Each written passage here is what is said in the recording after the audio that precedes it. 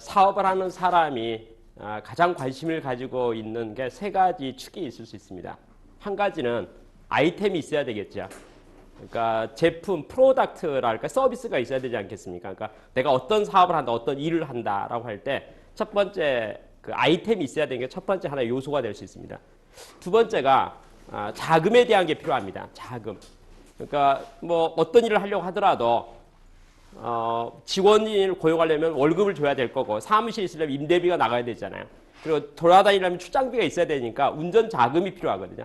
그래서 파이낸싱이라 해서 자금에 대한 것이 두 번째 또 필요합니다. 세 번째가 뭐냐면요. 이제 매출을 발생시켜야 되니까 영업이라는 게 필요하죠. 그러니까 영업을 해서 내가 가지고 있는 내가 뭘 갖고 사업할 것인가는 프로덕트나 서비스가 필요하고요. 그 다음에는 사업을 하기 위한 자금이 필요하고 또 하나가 이제 매출을 창출하는 능력, 영업력이라는 게 필요합니다. 어느 벤처기업이 창업을 할 때 아주 운이 좋은 사람은 세 가지를 다 가지고 있는 사람도 있을 수가 있습니다. 초기 자금도 가지고 있고 자기 나름대로 아이템도 있고 또 나름대로 영업력이 매우 좋아서 영업을 잘하는 사람도 있을 수는 있잖아요. 근데 거의 대부분의 벤처기업이 세 가지 중에서 하나나 두 가지는 확실한데요. 나머지 하나가 부족합니다. 그래서 벤처기업이 리스크가 크거든요. 그러니까 그것을 어떻게 보충할 것인가에 대해서 많은 고민을 하게 됩니다. 근데 성공한 기업 중에서 대부분의 경우 3분의 2 정도는 영업력이 좋습니다. 그래서 많은 사람이 이렇게 생각하죠. 사업이라고 하는 것은 매출액이 발생하면 사업이 성립하고 매출액이 커가면서 회사가 커져가고 사업도 커져가고 그러니까 매출이 커져가면서 이익도 커져가고 사업이 안정돼 간다 이렇게 말합니다. 그래서 매출 창출 능력이 매우 중요하죠. 사실은 세 가지가 세 축이기 때문에 중요하지 않는 게 없죠. 세 가지 하나의 요소가 되는 거니까 3요소가 될 수 있거든요. 그런데 이제 영업을 잘할 것인가에 대해서 어떻게 잘할 것인가를 연구하다 보면은 나오는 용어 중에 한 가지가 마케팅이라는 용어가 나옵니다. 마케팅이죠. 마케팅을 이제 어떻게 설명하면 좋을까요? 여러 가지 의견들이 있을 수 있습니다. 예를 들어서 영업을 어떻게 잘 기획할 것인가, 그렇죠? 영업을 어떻게 잘 조직할 것인가, 영업을 어떻게 잘 구상할 것인가, 이것들에 대한 거 하나의 아주 중요하지 않겠습니까? 그러니까 영업하면은 느낌상으로 뭐가 됩니까? 아까 말한 프로덕트나 제품이나 서비스를 들고 바로 고객을 만나서 뭔가 매출을 창출시키는 행위를 한다고 생각하면 그걸 어떻게 할 것인가에 대해서 구상하는 게 필요하겠죠. 그 영역이 이제 마케팅 영역이라고 합니다. 그러면 모든 대기업에서는요. 사전에 영업하기 전에 기획 업무를 합니다. 그래서 마케팅을 하게 되죠. 그래서 이제 우리는 사업을 어떻게 하겠다, 장사를 어떻게 하겠다, 영업을 어떻게 하겠다, 어떻게 고객을 만나겠다. 이런 것들을 이제 전문적으로 하는 이제 사전 활동을 마케팅이라고 합니다. 그럼 모든 사람이 그래 맞아, 내 영업 잘해야지. 그러면 사전에 기획도 잘해야지. 그럼 우리도 마케팅을 해야 되구나 이렇게 생각하는데 많은 벤처기업들이 마케팅을 하고 보니까 너무나 막연한 거죠. 그래서 어떻게 하냐면요, 경험적으로 합니다. 자기가 회사에 근무할 때 배웠던 지식이랄지 자기 주변에 어떤 동종업계 누가 뭐 어떻게 하잖아요. 그럼 모방해서 합니다. 그죠? 나도 그냥 따라가는 거죠. 근데 그게 효과가 있는가에 대한 문제입니다. 마케팅과 영업이라 하는 것이 차별성과 특성들이 있을 수 있으니까요. A 회사의 성공 사례가 모든 회사의 성공 사례는 될 수는 없거든요. 그러다 보면 이제 드디어 뭐가 필요하겠습니까? 마케팅에서 좀 전문적으로 잘 분석해보고 들여다보고 좀 체계화시키는 작업들이 필요합니다. 그래서 마케팅의 조직화가 필요하게 되죠. 그러면 제가 여러분의 설명을 매우 쉽게 하기 위해서 사업하려면 세 개의 축이 있다 이렇게 말하는 거 같잖아요. 마케팅에는 몇 개의 축이 있지 않겠습니까? 마케팅의 영역이 한 13가지 정도의 축을 가지고 있습니다. 그러니까 마케팅을 한다 그러면 한 13가지 정도의 요소에 대한 것을 고려해 보는 거죠. 검토해 보는 거죠. 만들어 보는 거죠. 그거 하는 것으로 우리는 마케팅 한다고 생각합니다. 그런데 옛날까지는, 이렇게 뭐 최근까지도 마케팅 그것은 대기업의 영업의 전유물이었습니다. 벤처기업은 감히 상상하지 못하는 거죠. 왜냐하면 거기에 대한 전문 인력도 없을 뿐만 아니라 그걸 하기에 감당하기에는 모든 것이 여건이 넉넉하지 않습니다. 쉽게 말해서 대기업에서는 영업부서 내 마케팅 담당자가 있고 마케팅 팀이 있어서 아까 말한 13가지 요소를 나름대로 다 분석도 하고 조사도 하고 다 일을 해볼 수가 있잖아요. 근데 어느 벤처기업이 그걸 할 수 있겠습니까? 그게 거의 불가능에 가깝습니다. 그런데 이 책에서는 효과 있는 마케팅, 또 실현 가능한 마케팅을 어떻게 할 것인가, 실제 마케팅 어떻게 일할 것인가, 예를 들어서 어떤 컨셉을 가지고 있냐면요. 그동안은 대기업에서 이루어졌던 그 모든 마케팅이 이제는 1인 기업과 벤처기업에도 동일하게 적용될 수 있는 시대가 온 것 같다. 이렇게 말합니다. 지금 현재 우리가 모두 말하면 정보화 시대라고 말하죠. 정보화 시대의 강점 중에 한 가지가 뭐냐면 과거에는 소수가 정보를 독점했었습니다. 근데 지금은 모두가 정보를 다 공유하고 있죠. 과거에는 정보 자체가 파워가 됐었잖아요. 근데 그 권력이, 정보의 파워가 지금은 다 분산되고 말았잖아요. 그러면 옛날에는 대기업이 중심되는 경쟁력, 개인 기업이 대기업을 이길 수가 없죠.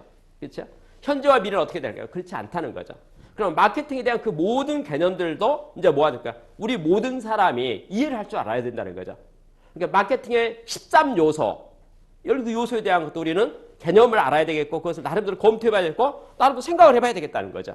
그래서 지금 현재까지 대기업의 마케팅 전문가들이 했던 그 모든 작업들을 내가 하고 있는 모든 액티비티, 일 가운데서 그걸 고려해보고 생각해봐야 되지 않겠는가. 그렇다면 그것을 한번 생각해보면 좋겠습니다 해서 이 책이 나왔어요. 이 책은 크게 파트가 14개의 챕터로 나와 있습니다. 그중에 13가지는 이론이에요. 한 가지는 그냥 사례예요. 케이스. 그러니까 이 저자가 경험했던 케이스를 하나 써놓은 거예요. 그러니까 제가 오늘 여러분들 13가지의 그 세그멘트에 대해서 13가지 내용에 대한 것을 하나씩 설명해 보려고 합니다. 근데 그 중에서 이 책이 참 좋은 것 같아요. 이 책은 마케팅의 입문서 같은 책입니다. 개론이에요.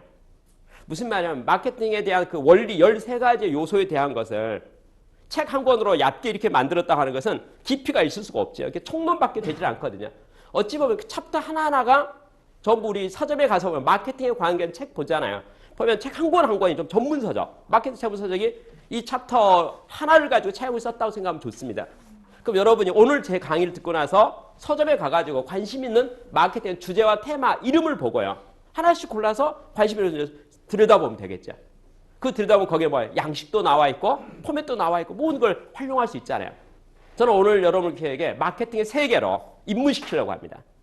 그래서 이 저자의 힘을 빌려서 이 저자가 13가지 말하고 있는 그 콘셉트이 어떤 것인가에 대한 것을 설명하도록 했습니다. 그 13가지 앞에 총론을 먼저 설명하도록 할게요. 총론. 이 저자가 마케팅 하면은 다 잊어버려 꼭 기억해야 될 걸 2가지를 말하라 한다면 세그멘테이션과 포지션 2가지를 말합니다. 포지션 그러면 뭐냐면요. 우리 제품이, 우리 서비스가 고객에게 어떻게 인식되도록 할 것인가에 대한 문제예요. 고객이 나를 보고 어떻게 나를 포지셔닝 할까요? 위치를 잡을 거냐는 거죠. 그러니까 이미지를 딱 생각했을 때 어떤 이미지를 내가 원하는 거죠. 예를 들어서 옷을 만들어 파는 회사 보면 어느 회사는 이렇게 하죠. 저 회사는 중저가를 표명합니다. 중저가라고 하겠죠. 그건 중저가, 그 이미지, 그게 포지션이죠. 우리는 명품을 고가, 그죠? 고품질에서 고가, 그럼 명품, 그러면 느낌이 뭐합니까? 그죠? 우리는 값싼, 그쵸? 박리담에 가격을 매우 싸게, 그럼 그 저 가격의 포지션이 될 수 있잖아요. 고품질의 포지션, 여러분 우리 어느 회사 어느 제품을 보게 되면 그 제품에 나름대로 포지셔닝이 있다는 거죠. 그러니까 마케팅 한다는 것은 뭐냐면 내가 내 제품과 서비스를 우리 고객에게 어떤 이미지로 포지션할 것인가에 대한 것을 생각하고 그것에 집중해야 된다는 거. 그걸 한 가지 잊어버리면 안 된다는 게 총론에서 말하는 첫 번째 이제 컨셉입니다. 2번째 하나 더 있어요. 그게 뭐냐면 세그멘테이션이라고 해요. 세그멘테이션 우리가 잘 아는 일반적인 용어로 말하면 2가지 단어 말할 수 있는데 목표 시장, 목표 고객입니다. 타겟. 내 제품과 서비스를 누구에게 팔 겁니까? 누구에게 팔기 희망합니까? 누구를 겨냥해서 그 제품과 서비스를 개발했습니까? 당신의 타겟이 어디입니까? 그렇죠? 시장의 타겟이 어디입니까? 영업의 타겟이 어디입니까? 마케팅의 타겟이 어디입니까? 그걸 세그멘테이션이라고 합니다. 그러면 사실 이제 마케팅을 한다는 것, 영업을 한다는 것은 이렇게 말하면 좋겠네요. 내가 나름대로 만든 제품과 서비스를 나름대로 고객에게 설명하기 위해서 포지셔닝을 딱 정하고 정한 포지셔닝을 정확하게 내가 원하는 세그멘테이션에 목표 시장, 목표 고객에게 전달하는 이제 방법을 연구하는 분야가 바로 마케팅의 일반 분야가 될 수 있다. 이렇게 생각할 수 있겠죠. 그러면 이 마케팅의 전략은 사실은 내부 직원에게도 마케팅이 필요합니다.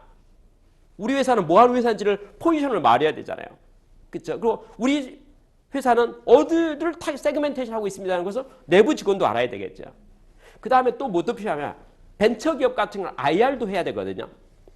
투자 유치를 해야 되잖아요. 그렇죠? 벤처 투자자들이에요. 벤처 투자자에게 우리 회사에 자금을 좀 부족하니까 운전자금이랄까 투자금을 해서 자금을 유치할 수 있잖아요. 그럼 거기다도 말할 때 뭐랄까? 포지셔닝과 세그멘테이션. 그 2가지를 중심으로 해서 프로포잘을 만들어야지 효과적이 되겠죠. 왜냐하면 일반 투자자들 생각할 때 세상에 있는 보편적인 회사 중에 하나 같아 보이면은 차별성이 없으니까 투자가 잘 이루어지지 않겠습니까? 당연히 고객에게도 포지셔닝과 세그멘테이션에 대한 것을 잘 어필할 필요가 있겠죠. 우리는 당신을 위해서 존재합니다. 이렇게 우리가 말해야 되지 않겠습니까? 시대가 바뀌어가면서 고전적 마케팅과 영업의 수단들이 있었겠죠.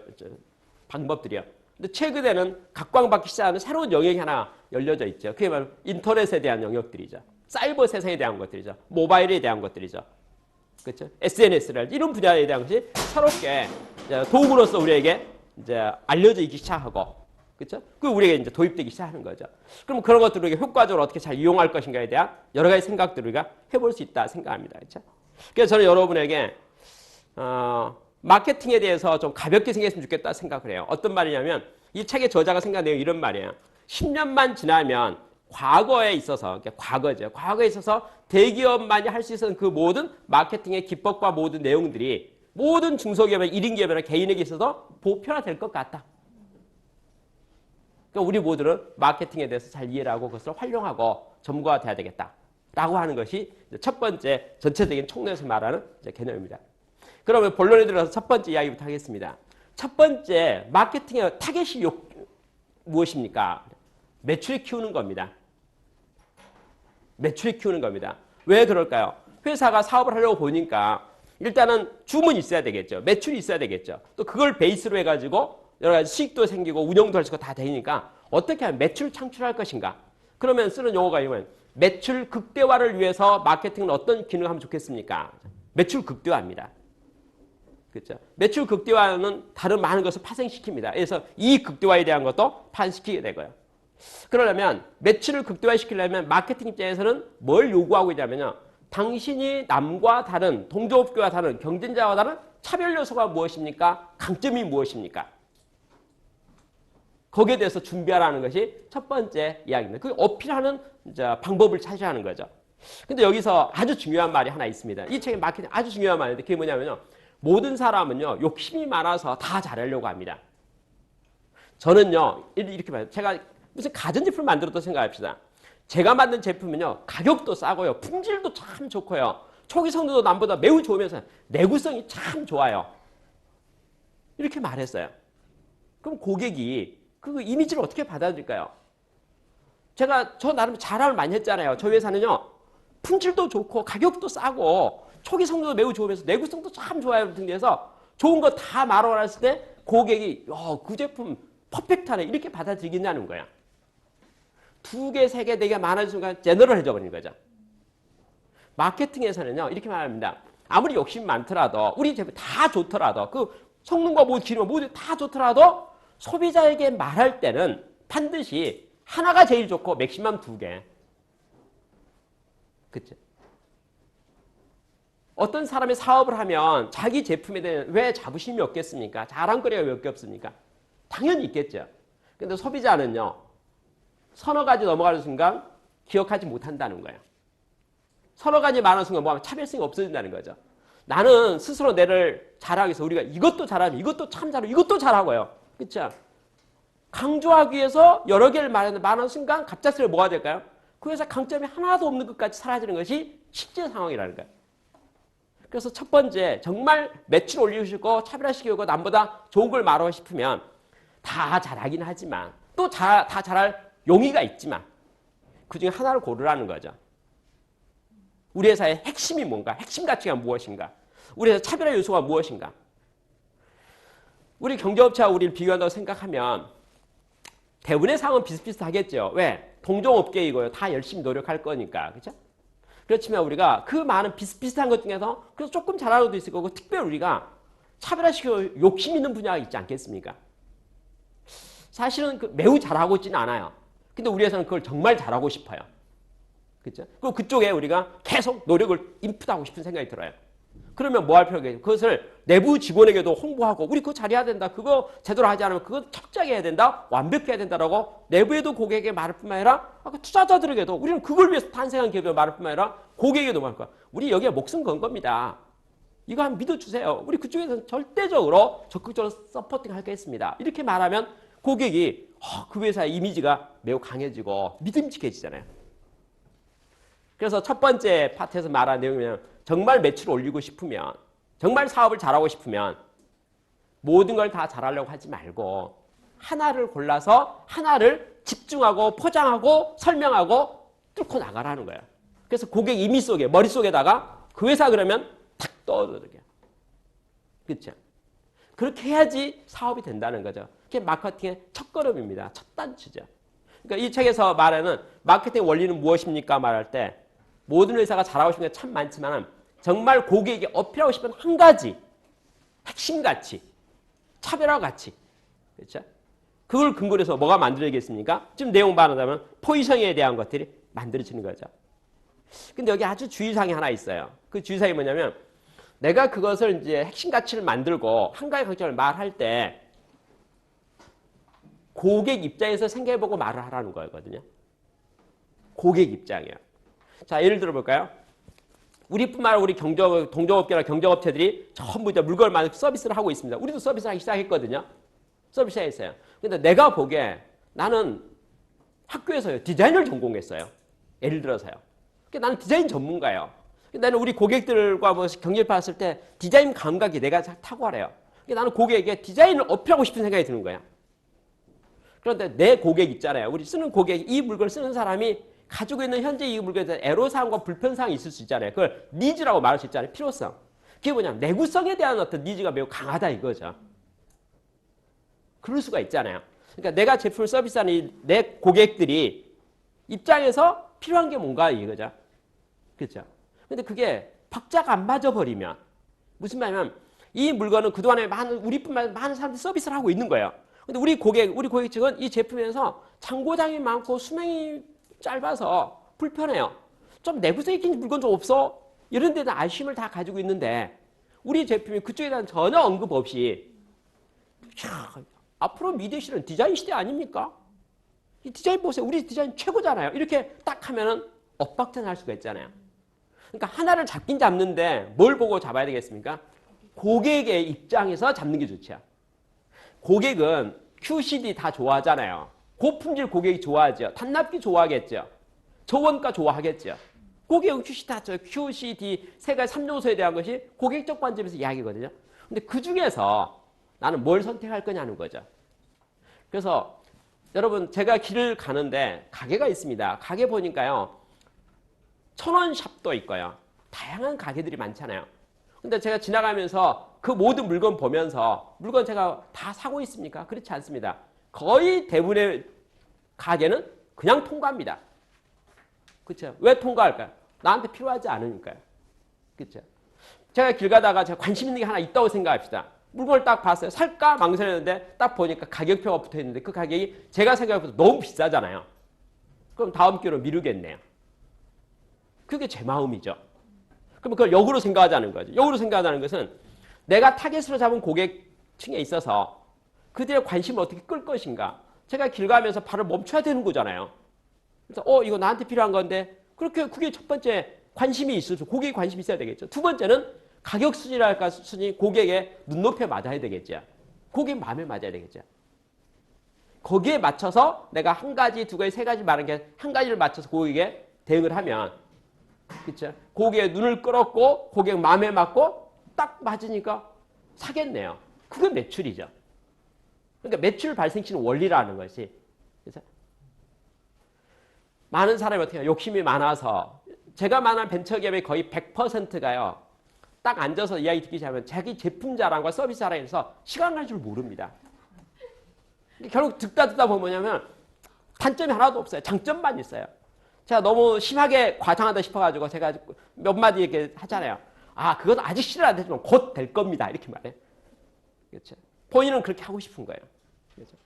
근데 그렇게 많이 말하는 것이 효과적인가에 대해서 말할 때 그것은 마케팅 입장에 봐서는 그렇지 않다는 거죠. 그럼 여러분, 내가 나를 세일즈 한다고 생각할 때, 내가 하는 비즈니스 세일즈 한다고 생각할 때 생각할 요소가요. 나는 과연 어떤 포지션으로 내 자신을 포장할 것인가? 누구에게 대응할 것인가? 그 목표 고객은 어떤 마음들을 가지고 있는 사람들인가? 내가 그들에게 어떻게 말하는 게 효과적일 것인가? 근데 많은 말 하지 말고 하나만 골라서 말한다면 뭐로 말하는 게 좋겠는가? 그렇죠? 그걸 대응하면은 드디어 뭘까? 거래가 되겠다는 거죠. 매출이 발생할 것 같다는 거죠. 근데 그것에 집중하라는 거죠. 여러분 제가 그렇게 말하니까 너무 상식적인 이야기네요. 뻔한 이야기네요. 원래 그래야 되는 거 아니에요? 그렇죠. 맞죠. 근데 우리 모든 사람 어떻게 합니까? 마음이 약하고 귀가 얇아서요. 남들이 뭐라고 하면 우리는 많이 벌리기 너무 선수거든요. 우리는 백투더 베이직에 돌아가질 않아요. 그러니까 마땅히 잘해야 할 것에 집중해야 되는데 우리는 뭐 합니까? 누가 무슨 소리만 하면 호기심도 생기고 그 또 편승해가지고 일을 벌려요. 우리 일 벌리는 도 선수거든요. 그 결국은 차별화 안 되죠. 고객이 제가 만나는 벤처기업의 거의 100%가요. 그 고객에게 제가 물어보잖아요. 그 회사 어떻게 생각해요? 글쎄요, 뭐 하는지 모르겠어요. 이런. 뭐 하는지 모르겠어요. 그렇죠? 왜 그런 일이 발생했을까요? 그 사장님께서 너무나 많은 이야기를 했기 때문에 다 잘한다고 했으니까 머리에 남는 게 없다는 거죠. 그러면 한 가지만 그 한 가지를 뭐로 포장할 것인가에 대해서 잘 보고 그걸 대응해야 되겠다는 거죠. 근데 고객 관점에서, 그죠? 고객 관점에서 내 맘 하지 말고 고객 관점에 그걸 하나를 설계해서 하게 되면은 반드시 매출이 발생할 겁니다. 이게 챕터 1의 이야기예요. 챕터 1의. 챕터 2가 멋있는 내용인데요. 챕터 2는 뭐냐면 제품을 개발 소비자에게 이렇게 딜리버리를 할 때 어떻게 하면 좋겠습니까? 할 때 어느 제품이나 서비스를 만드는 데서 회사 내에서 시제품 만들어보고 샘플 만들어보는 작업들 있잖아요. 그것을 알파 버전이라고 합니다. 알파 버전. 그러니까 알파 버전은 최초 제품이요. 어떤 사업을 구상을 했잖아요. 구상했으면 첫 번째 시제품이 나오겠죠. 그러니까 우리 안에서 테스트 해보겠죠. 테스트 해봐가지고 이거 됐다라고 보이는 거 있잖아요. 그 됐다라고 보이는 그것을 이제 알파 버전이라고 한다는 거예요. 근데 되고 나면 쓸 사람에게 한번 보여줘보고 선을 보여줘봐야겠죠. 선을 보여주고 나서 혹시 나는 완벽하다 만드는데 불구하고 고객이 봤을 때 이게 좀 미비사항이 있을 수가 있잖아요. 그럼 그것을 빨리 보완해야 되겠네요. 그래서 정식 판매하기 전에 잠재 고객에게 또 실제 고객에게 한번 우리 제품을 선보여보는 작업 있잖아요. 그것을 베타 버전이라고 합니다. 그러니까 마케팅은 뭐 하는 겁니까? 할 때 알파 버전에 대한 것을 베타 버전을 만들어서 소비자에게 이제 보여줘 보는 거예요. 이게 마케팅에서 매우 중요한 영역입니다. 그러니까 베타 버전 활용법. 베타 버전은 우리가 제품과 서비스를 만들어서 하기 전에 파이로트를 해보는 거죠. 정식 사업하기 전에 한번 선보여 보는 거죠. 그리고 선보여 보면 거기서 반응들이 막 나올 거잖아요. 그 반응들을 이제 드디어 가지고 보완하는 거죠. 보완해서 성능이나 내구성, 그러니까 우리는 나름대로 컨셉을 갖고 만들었지만 써본 사람이 거기에 대해서 어떤 반응이 나오는가에 대한 것을 보고 거기에 대해서 대응을 하는 거. 그렇죠? 그러면 베타 버전에 참여한 사람들은 어찌보면 우리 제품을 실제 시장에 실전에 들어가기 전에 우리를 도와주는 협력자와 조력자가 되는 거잖아요. 그럼 그들에게 나름대로 인센티브를 줘야 되지 않겠습니까? 그렇죠? 그래서 무료 버전을 주든지 아니면 나중에 정품을 팔게 될 때 실서비스 하게 될 때 할인권을 주든지 당신 우리 제품에 개발하는데 도움되고 참여가 되셨으니까 나중에 정품이 나왔을 때는 당신들에 대해서 특별 디스카운트 한 거 있잖아요. 뭐 30%를 디스카운트했고 70% 가격으로 물건을 구입할 수 있도록 도와주겠다라 했지. 뭐 이런 해서 나름대로 베타 버전을 운영하는 거. 그게 이제 대기업의 마케팅팀에서 하는 이제 프로젝트라는 거죠. 그러면 우리가 사업하면서 내가 하는 영역 속에서 뭐가 필요합니까? 내 비즈니스의 베타 버전이 무엇인가?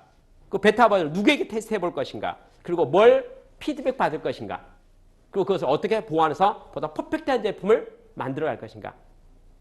그것을 유통업계에서는 베타 버전이라고 말하지 않고 뭐라 합니까? 테스트 마케팅이라고 말하기도 합니다. 그러니까 본 출시하기 전에 한 곳에다 먼저 한번 해보는 거죠. 팔아보는 거죠. 그 반응을 보는 거죠. 그 마케팅이라는 게 뭐냐면요. 우리가 아무리 설계를 잘하고 기획을 잘하더라도 실제 상황과는 오차가 생기고 갭이 생기기 마련이거든요. 예를 들어서 제가 아까 첫 번째 요소에서 뭐라 했어요? 차별화 요소를 잡았잖아요. 핵심 가치를 잡았잖아요. 그걸 이거 정말 좋아요라고 탁 했는데 고객의 반응이 에이 똑같구만 이래볼 수도 있잖아요. 나는 차별시켰다고 고객이 또 갔다 오면 이거 어떡할 거예요? 뭔가 플러스 알파가 더 에디드 추가될 필요가 분명히 있는 거잖아요. 그렇죠? 그러니까 그 관점에 대한 것을 베타 버전, 파이로트 버전, 테스트 마케팅 차원에서 그걸 꼭 해봐야 된다는 거죠. 근데 그걸 해보고 나면 실수가 줄지요. 일단 검증이 한번 됐으니까. 마이크로소프트사는 소프트웨어를 개발하면 반드시 베타 버전을 뿌려가지고 보고 이제 디버깅 하는 거죠. 여러 가지 많은 이제 수정 작업과 보완 작업을 해가지고 됐다 싶으면 보냅니다. 마이크로소프트의 베타 버전에 참여된 인원 수가요. 무려 10만 명이에요. 10만 명이라는 숫자는 제가 어떤 의미에서 말하면 적은 숫자가 아니다는 거죠. 윈도우 95를 만들 때 10만 명의 고객에게 10만 명의 고객에게 베타 버전을 릴리즈 시켰습니다. 저희가 이번에 윈도우 95를 만들었는데 이 제품이 사용상에 어떤 문제가 없는지 한번 쓰고 저에게 피드백해 주시면 소감을 말씀해 주시면 저희가 그걸 반영하도록 하겠습니다.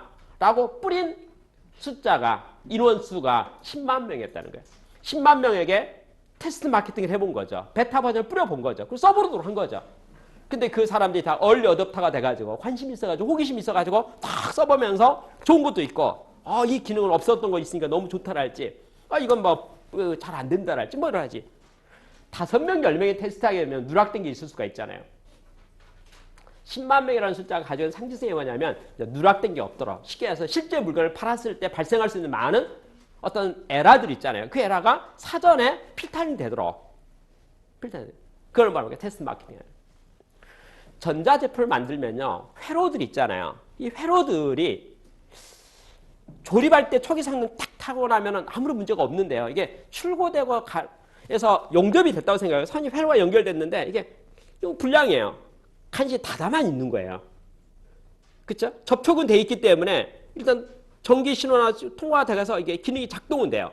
근데 이게 드디어 공장에서 아무런 문제 없었는데 드디어 운송해서 거기 납품하잖아요. 납품에 차가 지나가면서 덜컹덜컹 한다 이거죠.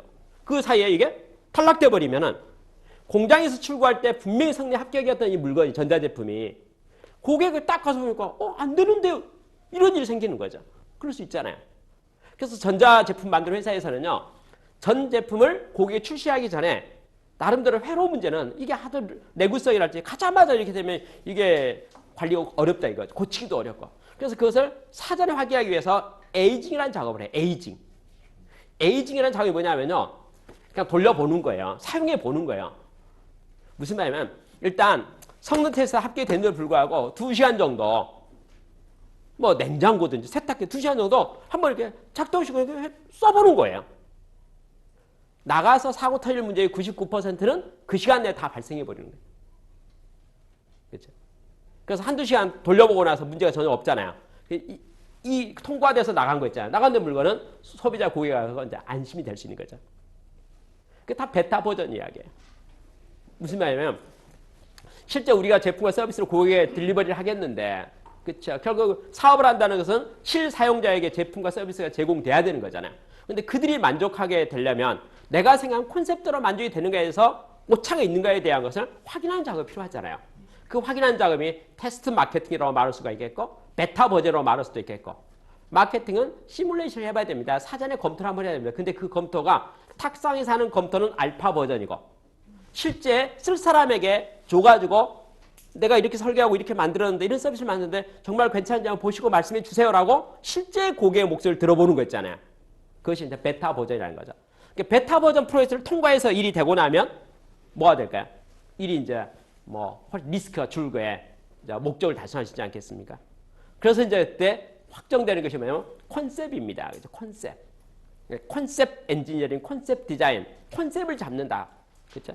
컨셉이라는 단어 우리 한국말로 말하면 적당한 단어가 생각나지 않아요. 그렇죠?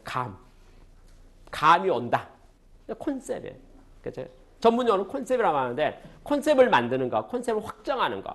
그러니까 우리가 만든 제품에 대한 컨셉이 고객이 또 동일한 컨셉을 느낄 수 있도록 전달되는가를 매칭해보는 거. 나는 이런 컨셉으로 제품을 만들었어요. 서비스를 만들었어요. 실사용자를 해봤어요. 근데 그 고객과 서비스가 고객 관점에 봤을 때 그렇게 느껴지냐는 거죠. 그 컨셉이 그 전달되는가. 그걸 확인하고 그걸 작업을 해야 되는 것이 중요하다는 거죠.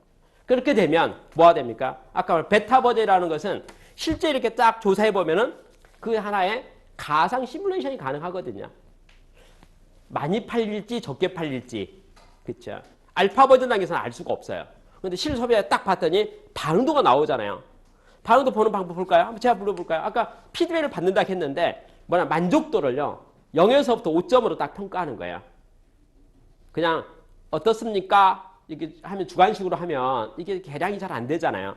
그러니까 일부러 그 항목 질문지를 만들어가지고 1점부터 5점 하는 거야.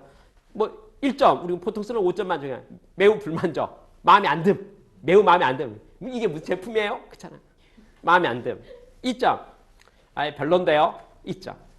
3점, 보통, 중앙이니까 보통. 뭐 그저 그런데요. 뭐 글쎄요, 그죠? 그죠? 4점, 좋은데요? 좋은데요? 그죠? 5점, 참 좋은데요. 5점이라는 평가 척도가 우리가 일반적으로 많이 쓰고 있는 평가 가중치들이잖아요. 그걸 제가 베타 버전을 만들었어요. 쭉 뿌렸어요. 반응도가 다 5점으로 오면 느낌이 뭐가 오겠으면 대박이죠. 그렇잖아요. 근데 다 3점이 와요. 4점 별로 없어요. 2점도 눈에 보여요. 이거 대박 되겠습니까? 잘 팔릴 것 같아요? 안 되죠. 그렇잖아요. 도리어 1점, 2점이 눈에 많이 보이기 시작하면 다시 만들어야 되겠네요. 그렇죠. 그 출시해가지고 사업 안 되겠지요. 베타 버전을 돌려보면 테스트 마케팅을 해보면 우리가 설계할 때 나름 제품 개발하는 사람이 왜 컨셉이 없겠습니까? 자부심이 없겠습니까? 자신감이 왜 없겠습니까? 근데 실제 만들어진 제품과 서비스가 고객에게 내가 말한 컨셉이 그대로 살아있는지 맞는지에 대한 것을 확인해보는 작업은 마케팅에서 매우 중요한 두 번째 요소라는 거예요. 그래서 이 챕터 2에서는 그거에 대해서 이제 연구했습니다. 내용이 뭐냐면 어떤 베타 버전에 대한 컨셉을 생각해서 당신이 만든 제품과 서비스를 테스트를 해봐라. 그 실제 고객에 들어봐라. 실제 고객 딱 보면 우리가 감이 다 잡히는 거예요. 야, 이것은 예상 매출 얼마 될 것 같다. 몇 카피 팔 것 같다. 그렇죠? 이렇게 반응 보면 다 알 수 있으니까. 그게 마케팅입니다. 그죠? 그걸 반드시 해보시기 바랍니다. 라고 하는 것이 챕터 2에서 말하는 거예요. 챕터 3에서 말하는 게 뭐냐면요. 가격 정책이야. 코스트를 어떻게 잡을 거냐는 거야. 이제 중요한 말 한마디 한다면 물건을 파니까 가격을 잡긴 잡아야죠. 그렇죠? 근데 잡긴 잡아야 하는데 제품이 그 제품의 성능과 기능과 고객의 모든 상황으로 봤을 때 지나치게 높게 잡아놓으면 안 팔리겠죠. 지나치게 낮게 잡으면 돈이 안 되겠네요. 그렇죠? 그럼 적정 가격이 필요하죠. 그 적정 가격을 어떻게 확인하고 잡을 것인가 이렇게 보죠. 마케팅이라는 것은 아까 사전에 기획하고 사전에 서베이한다고 했으니까 제일 많이 쓰는 방법이 뭐냐. 고객한테 물어보는 거예요. 설문조사법이죠. 고객한테 저희가 이런 제품을 만들었는데 이 제품 만드는데 얼마 정도면 사겠어요? 라고 이제 가격 수준을 뭐 싼 가격부터 비싼 가격까지 써놓고 이제 체크해 보는 거죠. 그러면 반응이 쭉쭉 나오잖아요. 몇만 원대, 뭐 5만 원대, 10만 원대, 30만 원대 딱 나오면 반응 딱 보면 내가 물어본 고객이 대충 얼마 정도라고 말하는구나. 그죠? 그러면 그 자료를 가지고 연구를 해보는 거죠. 그렇죠? 사양과 가격과 무슨 거 검토해 보면서 여러 가지 이제 생각을 해볼 수가 있잖아요. 그래서 이것은 어느 정도 가격에서 어떻게 하면 좋겠다. 일반적으로는요, 가격이 싸면 쌀수록 잘 팔릴 것 같은 느낌이 듭니다. 일반적인 제품은요. 그런데 모든 제품이 꼭 그렇지는 않아요. 어떤 제품은요, 너무 가격이 싸니까 고객이 저렇게 싸게 파는 게 뭔가 좀 뭐가 아닌 것 같은데, 그렇죠? 너무 비싸도 당연히 안 되겠죠. 그래서 그래프를 그려보면 조사를 해본 가격 그래프가 일반적으로는 이제 가격이 싸다 그러면 많이 팔리고 비싸다 적게 팔리고 이런 내리막길을 하는 곡선 있잖아요. 이게 일반적으로 예측되는 곡선이에요. 그런데 모든 제품과 서비스 다 그렇지 않아요. 어떤 것은 포물선도 나온다는 거죠. 가격이 싼다고 해서 싸도 별로 인기가 없고요. 적정 가격에서 인기가 있고 너무 비싸도 당연히 인기가 없고. 그럼 가격 정책이 있어서 내려가는 패턴을 가지고 있는 제품과 서비스일 것 같으면 어떤 가격을 정하는 것이 맥시멈이 되겠냐는 거예요. 매출이 맥시멈이고 이익이 맥시멈 되겠냐는 거죠. 그렇죠? 어느 정도 가격 잡는 것이. 그걸 좀 검토해봐야 되지 않겠습니까? 프로핏 관점에서 검토해봐야 되죠. 그리고 진짜 포물선으로 나온다면 무조건 중앙값 잡아야 되겠죠. 포물선, 그 가격을 잡아야 돼요. 그러니까 제품마다 가격을 정하는 데 있어서 그냥 자기 마음대로 숫자를 보고 정하지 말고 고객에게 물어보고, 그렇죠? 살 사람에게 이 물건 얼마 정도로 재고하면 당신 살 마음 있으세요? 라고 하는 것을 물어보고 뭐합니까? 처리하라는 거죠. 그래서 이베이 같은 것은 가격을 판매가를 다 정해놨는데 밑에다가 또 하나 적어 숫자를 요구한다는 거예요. 어떤 요구합니까? 당신 희망 가격 얼마냐 이거죠. 얼마면 사겠냐 이거예요. 사고 싶은 가격 얼마냐 숫자 말해보라 이거야. 그렇죠? 여러분 우리 그 역경매, 경매 방식 같은 것들 있잖아요. 경매 방식이 뭐합니까? 결국은 가격을 누가 정합니까? 사는 사람이 정하는 거죠.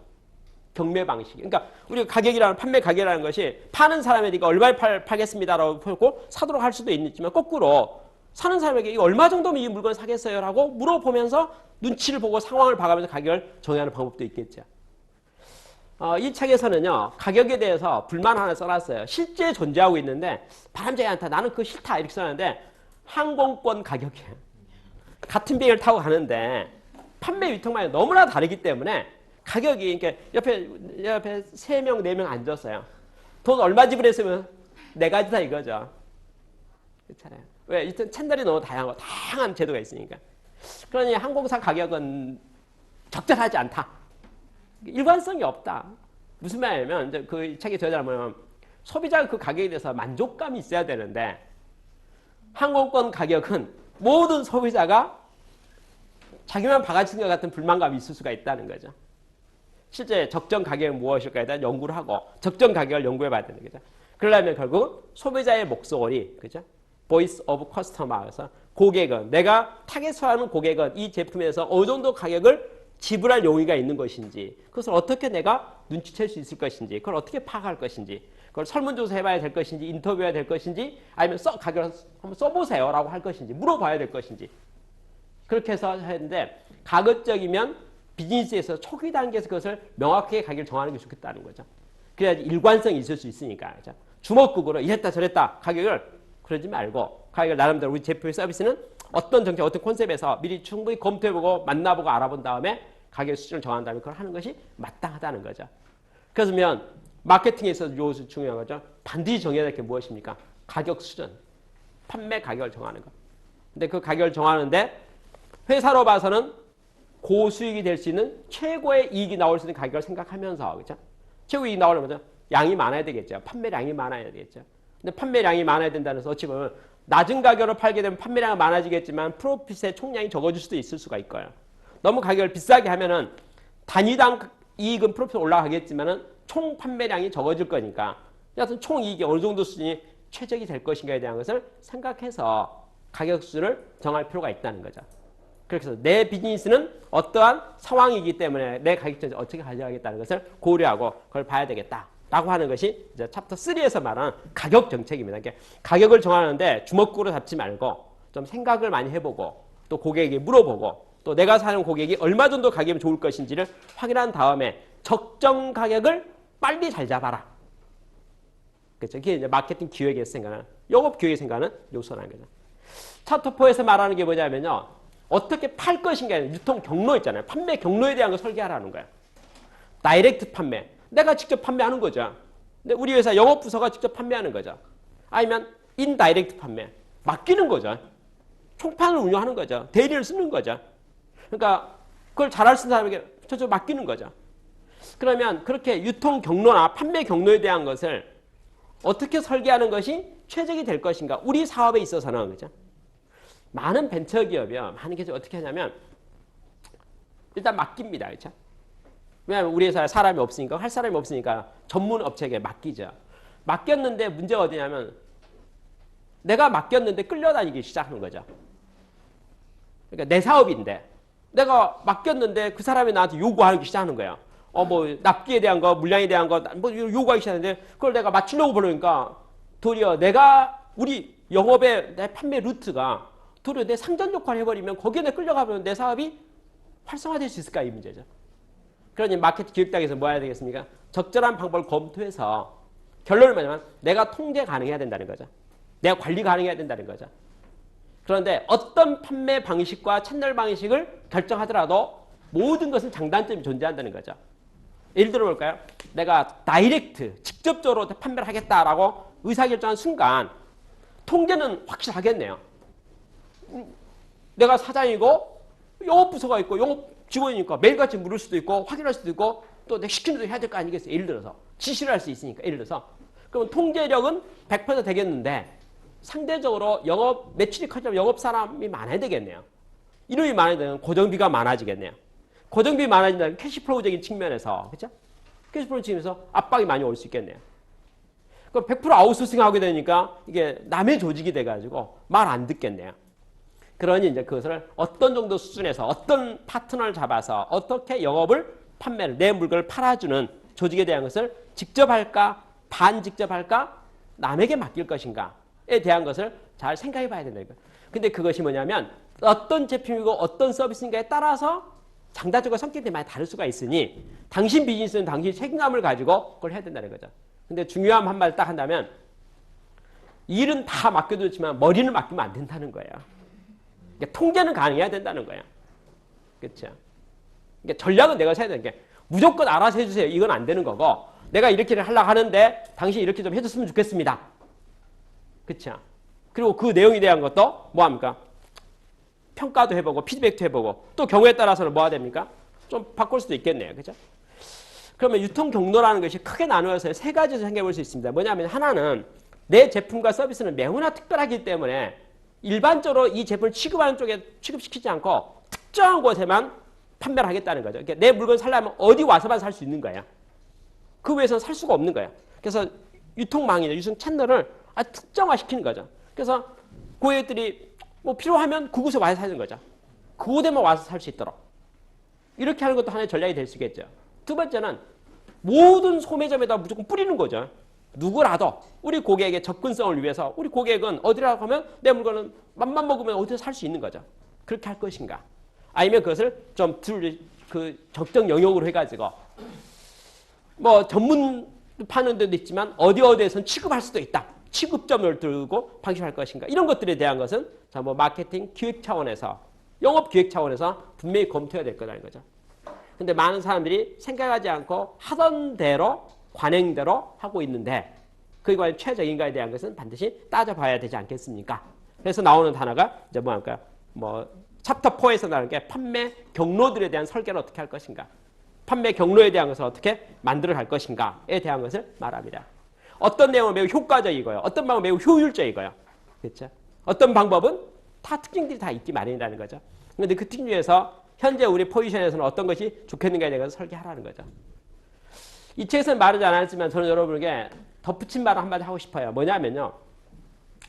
사람이 나이가 들어가면요. 그래서 초등학교 다닐 때는요. 담임선생님 한 분에게서 다 배우잖아요. 모든 과목을. 근데 중학교가 되면 전문 과목으로도 다 배우지만은 또 시간표 딱 정해져 있잖아요. 주관식으로 정해져 있어요. 근데 중고등학교처럼 대학을 가게 되면 자기가 수강 신청하잖아요. 저는 기업의 비즈니스도 똑같다고 생각이 들어요. 무슨 말이냐면 마케팅의 차원들이 계속적으로 변화돼 간다고 생각을 해요. 우리 회사가 역량이 매우 약하고 사람이 없고 직원이 없고 모두가 미숙련이랄까요? 아니면 그쪽에 미경험자일 것 같으면 당연히 외부 파트너 도움을 많이 받아야 되지 않겠습니까? 협력과 네트워크 체계를 잘 가져가야 되지 않겠습니까? 근데 시간이 지나서 우리가 어느 정도 역량이 자라고 되면 드디어 먼저 우리가 직접적으로 통제할 어떤 영역에 대한 것은 직접 다이렉트로 관리하는 게 효과적일 수가 있겠죠. 그렇죠? 그러니까 어떤 기업의 조직에 있어서 조직이랄지 패턴 같은 거 있잖아요. 아까 판매 경로를 판매 방식에 대한 것을 어떻게 가져갈 것인가에 대한 것을 여러 가지 연구해 볼 수 있겠죠. 예를 들어서요. 일본의 토요타 자동차를 한국에 진출할 때 렉서스라는 차를 이제 간판 모델로 내서 한국에 보냈습니다. 근데 일본의 토요타 자동차가 한국에서 자동차를 팔려고 하니까 걱정되는 게 하나 있어요. 그게 뭐냐면 심적 효과인데 반일 감정이야. 한국 사람이 일본 제품에 대해서 심리적으로 매우 강한 저항감이 있을 것 같은 거예요. 그래서 우리가 일본 토요타 사람들이 한국에 자동차를 팔고 싶은데 그냥 이렇게 우리가 토요타 이름으로 나가서 팔았을 때 반응이 어떨까 이렇게 좀 부담스러워서 테스트 마켓은 어떻게 했느냐. 토요타 이름을 싹 빼고요.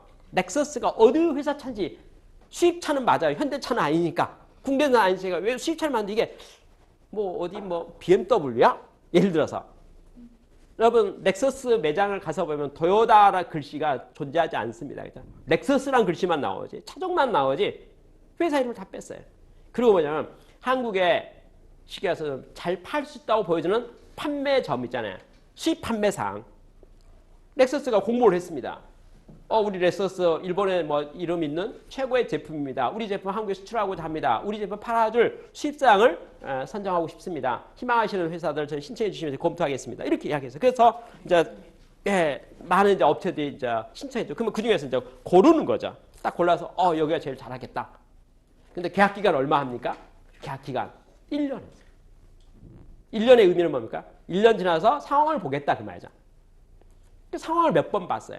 몇 번 봤더니 놀랍게도 토요타 자동차 렉서스에서 한국 사람들이 반일 감정이 없는 거예요. 반일 감정이 없는 거예요. 우리가 거기에 대해서 배타적이지 않는 거예요. 토요타에서 겁이 나서 1년 해보고 또 1년 해보고 또 1년 해봤는데 몇 년 해보니까 뭐가 되죠? 그냥 팔아도 되겠는 거예요. 그리고 사람들 다 결국은 알아요. 뭐 렉서스는 토요타 차야 다 알아요. 다 알고 나서 속상해갖고 막 판매 불매 운동하고 막 이런 데모가 있으니까 겁이 나는데 전혀 없는 거예요. 그렇잖아요. 그래서 오늘 현재 어떻게 되어 있을까요? 토요타 자동차가 한국에 판매 주식을 만들었습니다. 토요타 자동차 판매 주식회사. 100% 지분으로 판매 주식을 만들고 다이렉트 판매해요. 지금은 다이렉트 판매하죠. 직접 판매하죠. 통제를 100% 완벽하게 통제하고 있습니다. 마케팅 전략이라는 거, 아까 판매 전략이라는 것이 제가 보기에 유동적이라는 것을 말씀드리고 싶어요. 저희 아이템과 사업은 이게 맞습니다. 그건 제 말은 유효기간이 지금이라는 걸 말하는 거죠. 지금 타이밍에서는 그게 맞는 것 같다는 거죠. 시간이 지나잖아요. 그러면 상황들이 많이 바뀌어가잖아요.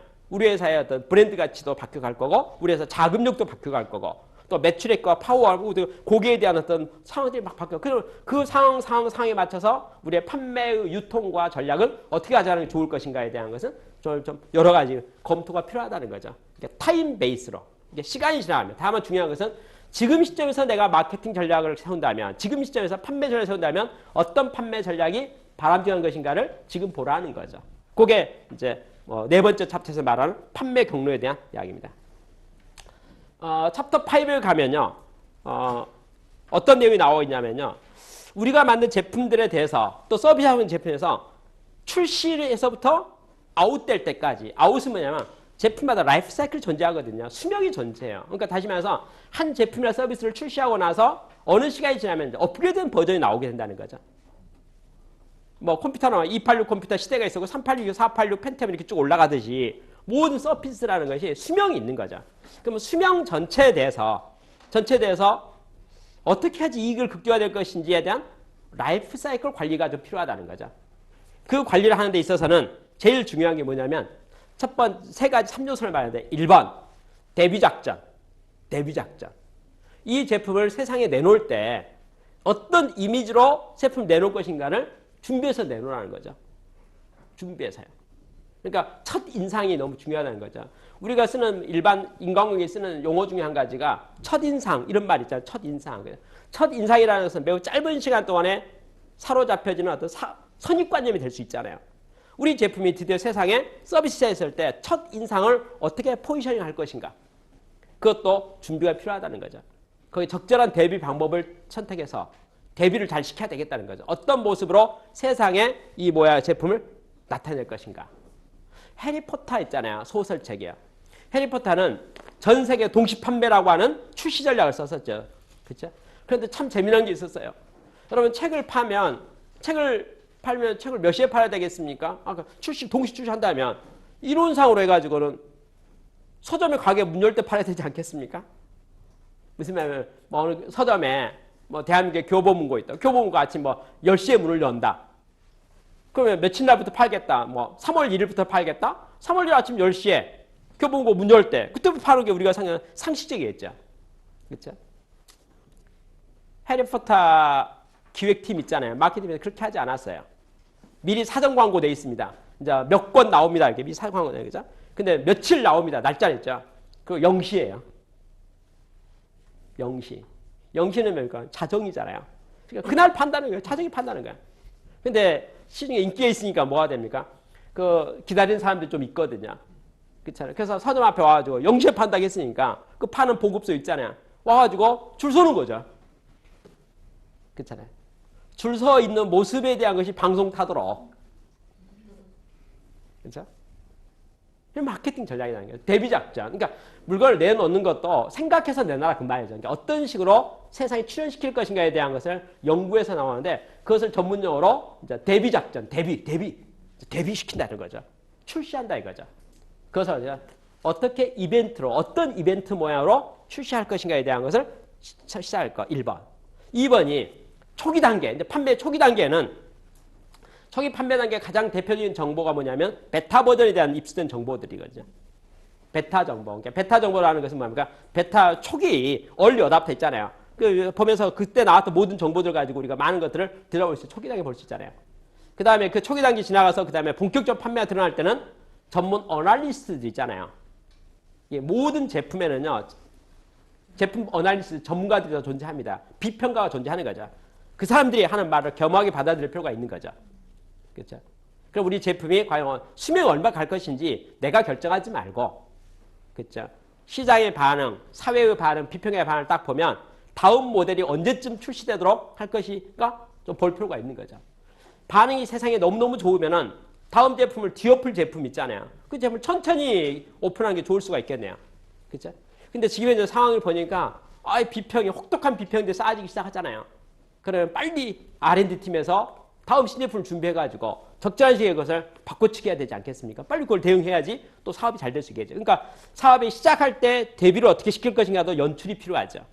초기 단계의 반응을 봐가지고 그래서 어떻게 빨리 잘 대응해 갈 것인가, 그러니까 맞춰가고 보완해 갈 것인가에 대한 것이 분명히 필요하겠죠. 그 다음에 마무리하는 것도 전문가들의 어떤 목소리들을 잘 보고 시장의 반응 있잖아요. 딱 보면서 만들어야 되죠. 그렇게 해야지 제품의 것이 적절하게 자기 생명을 다할 수가 있다. 이거죠. 그 최고의 이익을 낼 수 있다는 거죠. 근데 마케팅에서는 그걸 말하고 있는 거예요. 마케팅에서는 그 타임, 라이프 사이클을 관리하세요. 이 제품이 3년 갈 것인지 5년 갈 것인지에 대한 것을 마케팅팀에서 결정하고 검토하고 시장을 봐가면서 그렇게 하세요라고 하는데 많은 사람들은 이제 그렇게 안 하죠. 그냥 한없이 오래 팔고 싶은 거죠. 예를 들어서. 그렇죠. 그리고 드디어 시장으로 안 팔리기 시작하고 나서 이제 그거 바꿔야 되나 보다. 이렇게 하는 것은 마케팅적이지 않다. 이런 말이죠. 그래서 사전에 이 제품이 어떻게 언제까지 몇 년 팔아낼 것인가에 대한 것을 보라는 거죠. 휴럽패카드라는 회사는요. 휴럽패카드 미국의 벤처기업의 1호입니다. 아주 큰 기업이고 지금 성공한 기업이죠. 휴럽패카드 신제품을 낼 때마다 시장에 주시라고 합니다. 뭘 주시하냐면 경쟁회사 물건 나올 때까지 주시하고 있는 거예요. 경쟁회사 물건 안 나오면 동종지능의 성능을 가진 모델의 동종사에서 경쟁회사 안 나오잖아요. 그럼 독점이랑 마찬가지니까 우리가 신제품을 만들어서 신기능을 갖고 휴럽패카드는 벤처기업에서 기술력이 자신 있는 회사예요. 그러니까 신제품을 딱 세상에 딱 출시했더니 세상에 그 물건밖에 없잖아요. 그러니까 독점이잖아요. 그 물건 잘 팔리고 있어요. 근데 마케팅 가만히 보고 있어요. 뭘 주시하고 있을까요? 동종업계들 당연히 휴럽패카드 신제품을 만들고 신기능이 부과된 걸 만들어냈으니까 동종업체가 R&D를 안 할 리가 없죠. 그렇죠? 그 제품이 이제 만들겠죠. 자기들로 베타 버전도 내겠네요. 그리고 드디어 시간이 돼서 양산돼가지고 본 제품이 세상에 출시되잖아요. 그렇죠? 출시되는 것까지를 휴럽패카드의 마케팅을 가만히 주시하고 있어요. 어느 제품은 너무나 제품을 잘 만들었기 때문에요. 따라오는 시간이 많이 걸리는 것도 있어요. 어느 제품은 나름대로 잘 만들고 했는데 누가? 우리 R&D 팀에서는 모방하기가 너무 쉬워서 그런지 3개월 만에 추격해본 물건이 있을 수가 있어요. 그것은 휴럽패카드 결정하는 거 아니라는 거죠. 그렇죠? 그 제품의 차별성의 수준, 기술에 대한 난이도에 대한 수준, 그 모든 것에서 결정이 돼. 시장에서 결정되잖아요. 그리고 경쟁업체 실력에 따라서 결정되잖아요. 휴럽패카드는 경쟁사 제품이 나오는 순간 뭐가 될까요? 이 제품 문 닫는 시간이 되고 다음 제품 출시하는 시간이 되는 거예요. 휴럽패카드 아이디어는 뭐냐면요. 우리가 물건을 만들어 팔았는데 우리가 독점하고 있어요. 우리가 이익을 충분히 향유할 수 있다는 거예요. 이익을. 근데 경쟁사 제품이 딱 나오는 순간 당연히 우리 영업부 선발하니까 경쟁사 가격과 딱 비교하겠죠. 경쟁사 제품은 반드시 어떻게 나올 거겠습니까? 가격 반가로 나오겠네요. 휴럽패카드 선발해서 이렇게 하잖아요. 휴럽패카드 고폭리하고 있습니다. 말로는 이런 말이죠. 이 제조원가 100달러밖에 안 하는데 세상에 300달러로 팔다니요. 우리 120달러 팝니다. 이런다 이거죠. 우리 150달러 팝니다. 300달러 나누기 2, 150달러 판다. 120, 150으로 팔고 있으면 휴럽패카드도 그렇게 팔 수는 있죠. 근데 100달러의 제조가 300달러 팔 때 하나 팔 때 200달러씩 돈을 벌었었는데 이제 시장 가격을 경쟁업체가 120, 150으로 하게 되면 우리도 어쩔 수 없이 150으로 낮춰줘야 되는 거죠. 팔긴 팔겠죠. 근데 이 극도화 차원에서는 차라리 아까 그 기간 동안에 만든 다음 신제품 있잖아요. 그 신제품을 출시해갖고 다시 경쟁사 못 따놓은 가격으로 파는 것이 회사로 와서는 최고의 이익이 아니냐 이거죠. 그래서 휴럽패카드를 어떻게 판매 출시를 하겠습니까? 데뷔를 언제 합니까? 제품 라이프를 어떻게 잡습니까? 경쟁사 따라오는 거 보고. 빨리 따라오면 빨리 제품을 드랍시키고요. 천천히 따라오면 제품을 천천히 드랍시키고. 제품의 라이프 사이클에 대한. 일반 벤처기업은 자기가 만든 제품이 너무나 마음에 들기 때문에 거기에 얼마나 노력과 정성이 들어갔습니까? 그 물건하고 고생 얼마나 많이 했습니까? 그래서 우리 한국말로 뭐라 합니까? 완전 본전 뽑으려고 생각합니다. 끝장 보려고, 뿌리 뽑으려고 생각해요. 이 제품은 영원히 이 세상에 있어야 된다고 생각하는 거죠. 그리고 세상에 이 좋은 제품을 대한민국 사람과 전 세계 사람 이렇게 인구가 많은데 왜 다 안 사는지도 속상해하는 거죠. 그렇죠. 그 하염없이 마케팅 막 열심히 프로모션하고 있는 거죠. 그게 지혜로운 것입니까? 비즈니스에 있어서 지혜로우신 겁니까? 그죠? 제품을 만든 설계자, 그 제품에 대한 애착은 있겠죠. 근데 비즈니스적 관점으로 봐서는 라이프 사이클이 있다는 거죠. 수명이 있다는 거죠. 그 수명의 시간은 시장 상황에서 봐야 될 거다. 그러니 아까 말한 제품 하나 만들어 팔기 시작하면 대비 작전을 어떻게 할 것인가? 초기에 반응을 봐서 어떻게 보완해 갈 것인가? 그렇죠? 그 다음에 어널리스를 통해 가지고 목소리를 듣잖아요. 이 제품 어디까지 끌어갈 것인가? 그렇죠? 그걸 냉정하게 보고 제품 전체에 대한 이익을 관리하는 것이 매우 중요합니다. 컨셉이 뭐합니까? 챕터 5에서 말하고 있는 라이프 사이클을 관리하기. 라이프 사이클. 이 수명에 대한 관리해야 되거든요. 챕터 6에 나와 있는 것이 이제 프로모션입니다. 프로모션은 광고 전략이에요. 광고에 대해서요. 광고에 대해서 뭐 여러분들 광고에 대해서 뭐 다 뭐 잘 알고 있기 때문에 뭐 한 가지만 뭐 설명하죠. 한마디만 얘기해. 적절한 광고 방법을 선택하세요. 이게 정답이에요. 광고 어떻게 좋습니까? 방법이 많죠. 자, 예를 들어서 우리가 세미나 한번 공개 세미나를 한다고 생각합시다. 신문에 매일경제나 뭐 한국경제 같은 경제신문 있잖아요. 신문에 하단에서 광고 낼 수도 있겠죠. 신문을 통한 방법. 좀 부탁하고 라디오 방송도 할 수도 있어요. 어디 물어보면 뭐 나도 광고 하잖아요. 그럼 나도 광고할 수도 있겠죠. 인터넷에 배너 광고도 할 수 있겠죠. 그렇잖아요. 뭐 아주 다양한 방법도 있잖아요. 페이스북에 올릴 수도 있겠고 뭐 방법이야. 어떻게 한 가지가 있습니까? 프로모션 중요한 것은 효과성 있잖아요. 비용과 효과. 그러니까 A 프로세스는 돈이 얼마 들어가는데 광고비가 들어가잖아요. 거기 들어가 있죠. 효과성이 얼마 되냐는 거죠. 제일 비싼 방법. TV에 광고하는 게 좀 비쌀 것 같아요. 그렇죠. 뭐 KBS 방송국이나 MBC 방송국에 이게 뉴스 시간에 되니까 그 광고 하면 광고 제작비도 들어갈 거고요. 사용 시간 있잖아요. 뭐 초당이든지 분당이든지 사용료가 있지 않겠어요? 그거 비싸겠죠. 그렇죠. 그럼 여러분 생각할 때 어우 비싸서 엄두가 안 난다. 그럼 우리가 못 한다. 여러분 그런데도 불구하고 방송국은 광고를 엄청 많이들 하고 있잖아요. 그 회사는 왜 그렇게 하고 있을까요? 계산기 눌러보니까 그게 좋겠다고 생각한 거죠. 뭐해든 자기 제품의 광고에 대해서는. 그래서 우리 제품의 서비스가 무엇이고 제품 특징이 무엇인가를 봐서 우리 제품의 투자대 효과, 투자대 효과를 따져봐서 가장 좋은 프로모션 광고 방식을 정하세요라는 거죠.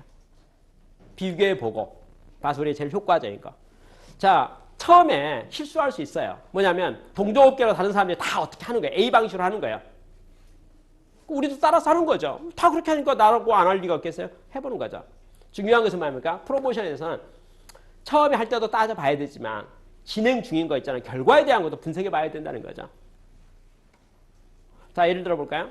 공개 세미나를 합니다. 우리 회사가 가지고 있는 이메일 주소를 가지고 개별적으로 이메일 이렇게 보냈습니다. 그 다음에 DM 발송 업체를 통해 가지고 DM도 보냈습니다. 그 다음에 신문사에 통해 가지고 신문 하나 광고도 냈습니다. 그렇게 해서 우리가 뭐 40명 정으로 생겼는데 40명이 가득 찼어요. 찼는데 뭐 할 필요는 40명에게 다 강의 끝나고 이제 설문지를 받을 때 밑에 하단에다가 어떻게 오시게 되셨어요? 참가하게 된 경우 있잖아요. 어떻게 오시게 됐어요? 체크해 봤어요. 체크해 봤는데 이번 40명 중에서 아쉽게도 신문 보고 온 사람 아무도 없네요. 신문이 나한테는 마음에 들었다는 거예요. 전국 일간지에. 그렇잖아요. 대한민국 전 국민이 그거 다 읽었을 것 같은 뿌듯함을 내가 가지고 있었다 이거죠. 40명 중에서 조사해 보니까 신문 보고 온 사람은 신문 보고 이렇게 항목 있잖아요. 우리 광고 돈 썼으니까 방법 1, 2, 3, 4 객관식으로 넣어놨어요. 어떻게 오셨어요? 그렇다니까요. 뭐 소개로, 그죠? 누구 소개로 아니면 뭐 이메일 받고 아니면 DM 내용 보고 뭐 신문 보고 뭐 항목 우리가 광고 프로모션 내용들은 항목별로 채널별로 써놨잖아요. 탑을 봤는데 빵빵빵 제로로 나온 것들이 있으면 다음에 할 때 써먹어도 되겠습니까? 아니 거죠. 뭐냐면 일반적으로 효과적이겠죠. 그러나 우리 비즈니스, 내가 하고자 하는 영역에 있어서는 그 방법이 지금은 효과적이지 않다. 그렇게 말할 수가 있잖아요. 그러니 광고 방식은 우리에게 적합한 무엇인가에 대한 것을 검토해보고 분석해보고 평가해보고 선택해서 실시한 다음에 반드시 말고 또 뒤돌아보고 또 선택하고 또 뒤돌아보고 또 선택하고 그 작업을 계속 해가는 거죠. 대기업은 물량 공세 많이 합니다. 대기업은 광고 프로모션 할 때 어떤 상품, 단위 상품에 대한 광고보다는 기업 이미지 관리는 홍보 있잖아요. 그렇죠? 그걸 위해서 이렇게 물량 공세로 신문에도 광고 내고 TV도 나오고 뉴스에 다양한 심지어 전광판에도 광고 막 띄우는 거죠. 그렇죠? 대기업은 그렇게 물량 공세 나가는 거죠. 그럼 조그만 벤처기업, 중소기업이 물량 공세로 TV 내고 뭐 회사 이름 알리는 그 해갖고 매출이 얼마 플러스 될까요? 아마 거의 제로에 가까울 거예요. 그러니까 그게 타이밍에 따라서 규모에 따라서 프로모션과 광고에 대한 방식은 선택적이라는 거죠. 그래서 쓰는 단어가 뭐냐면 귀사는 어떤 회사입니까? 어느 정도 규모를 가지고 있는 회사입니까? 그리고 어떤 제품을 하고 있습니까? 어떤 서비스를 하고 있습니까? 귀사에게 가장 효과적인 방식은 뭐라고 생각합니까? 선택 가능한 방식은 뭐가 있습니까? 선택 가능한 방식 요새 너무 많잖아요. 뭐 20가지 될 수가 있잖아요. 그래서 우리 필터링 해볼 수 있겠죠. 효과적인 방법이 뭐냐? 그 넘버 1, 2가 나오겠네. 그렇죠? 뭐 그쪽으로 당연히 방식을 집중하는 것이 바람직하다는 거죠. 근데 그것은 선택해서 끝내지 말고 선택했으면 결과를 반드시 평가해보고 그 다음은 뭐 어떻게 할 것인가도 또 설계해보고 그 작업을 지속적으로 관리하는 것이 매우 중요하다. 그게 이제 뭐합니까? 프로모션 광고에 대한 내용입니다. 챕터 7의 7번째 챕터에 뭐가 나와 있냐면요. 이제 기업 홍보를 어떻게 할 것인가, 이미지 어떻게 관리할 것인가에 대한 게 나와 있는데 두 가지 키워드가 매우 중요해요. 두 가지 키워드가 첫 번째 키워드가 뭐냐면 리더십이에요. 리더십이 뭐냐면 내가 속한 제품과 서비스에서 우리 회사가 끌어간다. 업계를 리딩한다는 이미지 관리하는 거. 그러니까 선두주자다. 우리 업계를 창조해 가고 있고 이 업계를 우리가 리딩하고 있고 우리가 선두에 앞서가고 있다. 우리가 혁신가이고 우리가 개발자이고 우리가 이 업계를 리딩하고 있다. 라고 하는 어떤 그 자부심. 그래서 그러려면 거기에 걸맞게 그 제품에 대한 신제품도 제일 먼저 나오든지 매출액이 크든지 그러니까 뭐가 그 내용이 있어야 되지 않겠습니까? 그러니까 내가 업계를 리딩한다. 어느 벤처기업이 우리 회사는 매출도 꼴등이고 뭐 매출 꼴등이겠죠. 그렇죠? 뭐 내놓을 게 하나도 없어요. 그럼 하나 내놓을 게 있죠. 특허 건수로 내놓든지. 다른 회사는 특허가 퀄리티가 다 실용신함 특허밖에 없는데 우리는 그래도 뭔가 원천 기술이 있기 때문에 우리는 진정한 특허를 보유하고 있는 유일한 회사다라고 광고를 하든지 그게 리더십이죠. 그러니까 업계의 리더십. 그러니까 우리가 서비스하는 제품과 서비스에서 우리가 앞서고 있고 우리가 선두주자고 앞서가려고 노력하고 있다는 것에 대한 것을 적절하게 어필할 수 있도록 기업 이미지 광고를 하는 게 좋겠다는 거죠. 두 번째는 올인에 대한 이야기예요. 올인. 저는 컨설팅 비즈니스를 하고 있습니다. 컨설팅 비즈니스 관련된 많은 비즈니스들이 있어요. 연관된 비즈니스 있어요. 예를 들어서 그 중에 한 가지가 사이버 동영상 강의하는 거 있습니다. 사이버 교육하는 거 있잖아요. 그러면 제가 강의하는 거 콘텐츠로 만들어가지고 그것을 동영상 서비스 할 수 있잖아요. 그렇죠? 부대 사업들, 컨설팅의 부대 사업들이 많이 있어요. 여러분 컨설팅 회사에서 컨설팅 부대 사업 동영상을 사이버 동영상을 만들어서 서비스하는 것이 뭐 그렇게 어려운 사업도 아니고 부대 사업이고 충분히 가능한 사업이잖아요. 그렇죠? 그래서 저도 그 사업을 했어요. 왜? 모든 사람이 하는 것 같고 저도 할 만하고 회사 안 될 이유가 없다고 생각했어요. 했는데 알고 보니까 대한민국에 그 서비스를 하는 회사 수가 무려 한 70개 정도 되더라고요. 그리고 그 중에 저 회사가 회사 등수가 나오잖아요. 등수는 이제 몇 가지를 평가할 수 있잖아요. 뭐 매출액을 평가한다 할지 평가 나오잖아요. 그리고 그것도 업계가 있으니까 업계 나름대로 잡지가 있고 그렇잖아요. 거기서 나름대로 이렇게 리스트 나오는 거죠. 링크된 숫자를 봤더니 상해 하 내지 중해 상이더라고요. 저는 저희 회사가 상해 하 중해 상 정도로 평가되고 있는 걸 갖고 깊은 고민을 했어요. 남보다 못하는 건 아니네요. 그렇지만 최고는 아니네요. 그죠? 깊은 고민 끝에 제가 어떤 생각을 했냐면 이 세상에 포장마차를 하든지 커피 판매를 하든지 뭘 하든지 올인 하지 않고서 진정한 최고가 될 수 있을 것인가에 대한 생각이에요. 무슨 말이냐면 A라는 사업을 전념하면서 B라는 사업을 부대적으로 하는 사람이 그것을 전문으로 하고 있는 올인하고 있는 회사를 이길 수 있겠냐 그 말이죠. 그렇죠? 아까 70여 정도는 사이버 동영상 서비스하는 회사 중에 보면은 저희 회사 같이 컨설팅도 하면서 그걸 부대 사업을 하는 회사가 있는가 하면 아예 그것만 전문으로 하는 회사 있잖아요. 부대 사업을 하는 회사가 전문으로 하는 회사하고 경쟁하게 됐을 때 결과가 어떻게 될 것인가요? 그렇죠? 저는 깊은 고민 끝에 어떻게 했을까요? 저희 KR 컨설팅에 부대 사업 많이 있었거든요. 뭐 연수 사업 있잖아요. 뭐 일본의 벤치마크 연수하는 연수 사업이랄지 그다음 아까 사이버 대응 사업 많은 게 있었는데 다 보고 나서 하던 거나 잘하자. 결론 다 접었어요. 다 접고 그걸 진정으로 잘하는 사람들과 네트워크를 맺어서 같이 협력하자. 협업체제로. 그죠? 회사의 기업을 잡을 때 있잖아요. 이것저것 다 잘하려고 하고 이것저것 다 도전하고 평범해져 버리고 아무것도 아닌 것 되는 것보다는 그렇죠? 올인하는 게 중요하다는 거죠. 그래서 우리 회사는 무엇에 올인합니다는 것을 기업 광고로 내놓는 거죠.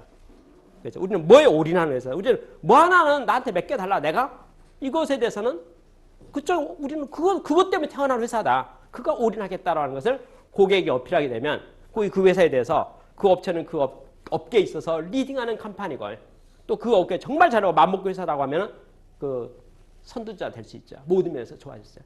기업 이미지 광고를. 그쪽에 포커스 말씀하는 것이 중요합니다. 이거 중구난방으로 하지 마시기 바랍니다. 그 다음에 여덟 번째 챕터에는 영업망 관리, 판매 관리가 있는데요. 판매 관리란 말이 아까 그 유통 채널이나 판매 경로란 말과 용어가 비슷한데 내용은 달라요. 어떤 내용이냐면요. 쉽게 말해서 영업부를 어떻게 운영할 것인가에 대한 문제예요. 영업부서 있잖아요. 아까는 판매 경로, 챕터 4에서 판매 경로는 유통망들 있잖아요. 물류망이나 유통 채널을 어떤 식으로 정할 것인가로 한다면 챕터 8에서는 영업에 대한 이야기인데 영업 방식에 대한 거 있잖아요. 영업 방식에서 영업사원을 두긴 두는데 그 영업사원을 직접 우리가 고용해서 우리가 월급을 주는 영업사원을 고용할 것인가 아니면 그렇게 뭐 아웃소싱 해가지고 이렇게 실적급으로 이렇게 줄 것인가 고정급으로 직원을 고용할 것인가 실적급으로 영업시장에서 주는 방식을 할 것인가 이런 것들에 대한 것을 영업력 차원에서 그러니까 당신의 영업력 맨파는 어떻게 됩니까? 그죠? 우리 영업부서 인원을 1명 둘까 3명 둘까 10명 둘까 이 문제에 대해서 이제 따져보고 검토하라는 이 내용이 이제 챕터 8에서 나오는 판매 관리 내용입니다. 그럼 여기서 나오는 게 뭐냐면요. 예를 들어서 우리 영업사원 1명 있다고 생각합시다. 영업사원 너 가서 우리 물건 팔아 라고 했을 때 어떻게 팔까요? How to? 자, 1번 방문 판매하겠네요. 고객 직접 가서 제품 서비스 설명하고 우리 제품 이러니까 어떻습니다 하고 서비스 설명해서 파는 방식이 있겠죠. 방문 판매하지 않고요. 방문 직접 가서 얼굴 안 보고 전화로 판매할 수 있겠네요. 콜센터 있잖아요.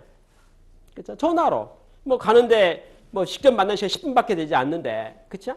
가는 시간 1시간 걸리고 오는 시간 2시간 걸리고 이러니까 시간 낭비가 너무 크니까 전화로 하게 되면 20분 이야기하면 되는 거죠. 충분히 상담해 줄 수 있잖아요. 전화 상담 방식. 그것도 되겠네요. 아니면 요새 뭐 SNS 시대인데 이메일 있잖아요. 아주 뭐 문장, 판촉용으로 문장 잘 써가지고 메일로 커뮤니케이션 하는 거 있잖아요. 메일로 주고받고 하는 거죠. 홍보도 하고 설명도 하고 이렇게 그죠? 메일을 잘못 보내면 스팸 처리돼가지고 제대로 안 되겠지만 방법을 잘 연구해가지고 개인적으로 자기 모든 영업사원이 자기 나름대로 가지고 있는 그 자기 고객망이 있지 않겠어요? 그 고객망 잘 이메일이랄지 메일 시스템으로 할 수 있겠죠. 아까 말한 뭐 다이렉트 그러니까 DM 발송 같은 것도 있겠네요. 그죠? 뭐 여러 가지 방식들을 생각할 수 있어요. 그 모든 방식을 통해 가지고 뭐 합니까?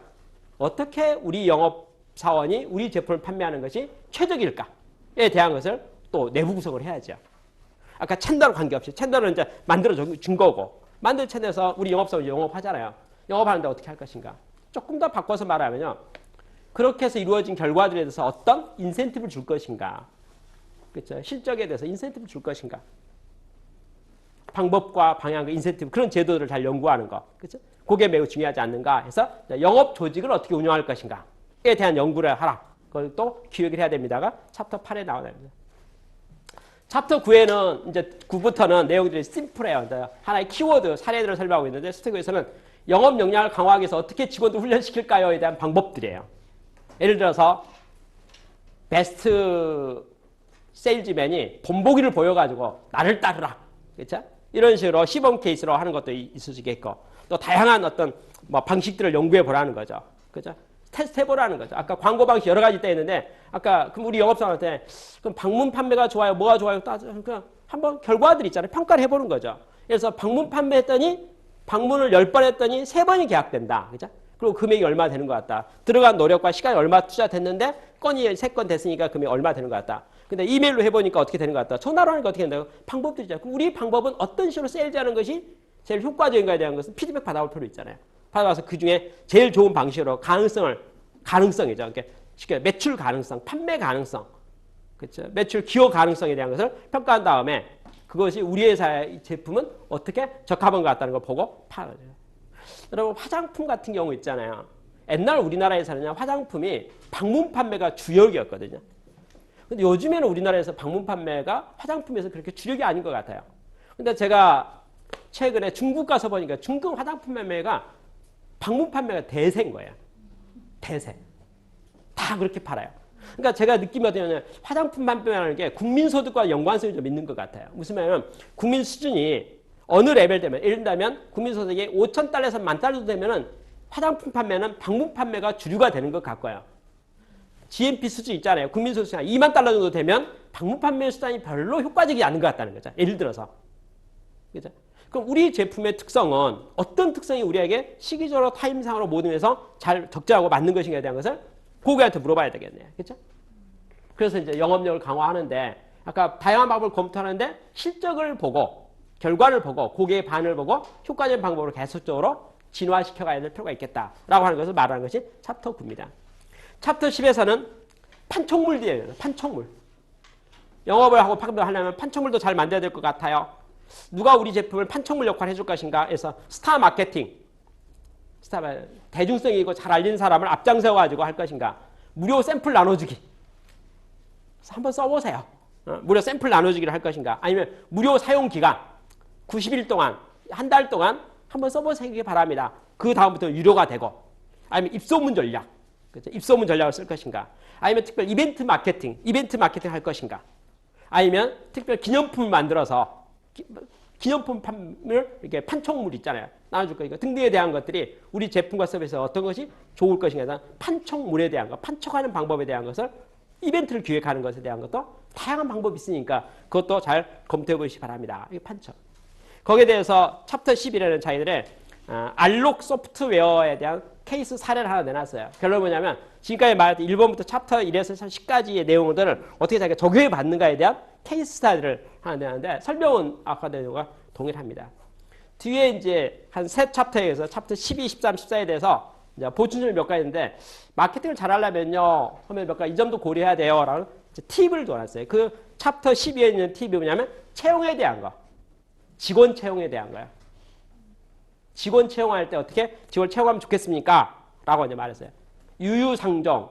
직원들은요, 어느 회사에 입사할 때 그 회사가 어떤 문화를 가지고 있고 어떤 회사인지, 나 같은 사람이 가서 일하기 좋은 회사인지 보고 간다는 거죠. 그 우리 회사에 어떤 사람이 모이기를 내가 원하자는 거죠. 그 컨셉을 설계해가지고 그런 사람들이 모일 수 있더라고요. 예를 들어서 맥도날드 그러면 맥도날드 어떤 컨셉을 가지고 있냐면 생애 최초의 아르바이트 자리로 딱 좋다. 쉽게 해서 모든 사람 나와서 일해야 되지 않겠습니까? 그럼 아르바이트부터 해야 되지 않겠습니까? 생애 최초의 아르바이트를 뭐가 좋습니까? 맥도날드 가서 아르바이트 하라는 거야. 이게 맥도날드 컨셉이라는 거야. 채용에 대한 컨셉이라는 거야. 근데 그 말 한마디가 갖고 있는 상징성이 있고 이미지가 있고 모든 게 이제 주어진다는 거죠. 그러니까 우리 회사의 채용 전략은 어떻게 할 것인가?